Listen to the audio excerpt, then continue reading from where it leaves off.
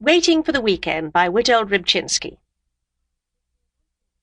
The book's dedication reads, For Shirley Hallam. Chapter 1 is preceded by a quotation from John Masefield.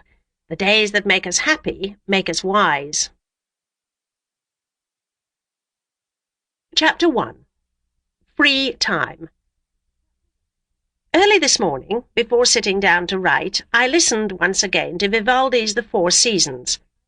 I have heard this work so often that the ordered progression of notes holds few surprises, but the melodious singing of the conversing violins still touches me.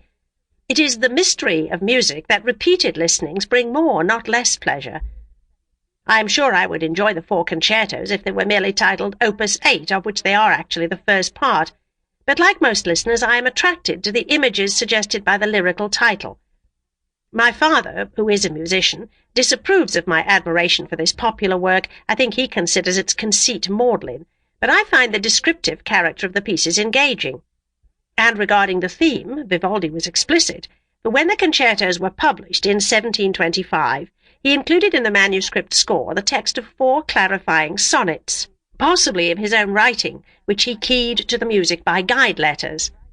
The sonnets depicted the changing climate of the 4 seasons, and portrayed nature as a backdrop for various rural scenes, a goat-herd and his barking dog, peasants celebrating the harvest, a huntsman setting out at first light, the comfort of a winter fireside. The score, in turn, represented these scenes, often imitatively, the solo violin taking the part of the lounging goatherd, and the violas his barking dog. The songs of a goldfinch, a turtle-dove, and a cuckoo were also musically rendered. Antonio Vivaldi was a native of Venice, where he was choirmaster at a girls' orphanage. Although he was a priest, he composed secular as well as religious music, and his reputation as a violinist and composer, he wrote more than 40 operas, spread throughout northern Italy, where he was known as Il Prete Rosso, the Red Priest, on account of his red hair.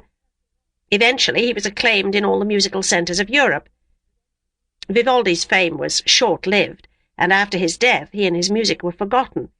It was not until the middle of the 19th century that his music began to be listened to anew, and more than 100 years later, before it returned to widespread public favour. There is still no separate entry for Vivaldi in my 1949 edition of the Encyclopaedia Britannica. It is hardly surprising, then, that when the Four Seasons appeared it achieved immediate and widespread popularity. The work was to some extent a townsman's celebration of the pastoral, a celebration that is poignant since the composer was sickly and often housebound, and it fashionably reflects. Sample complete. Ready to continue?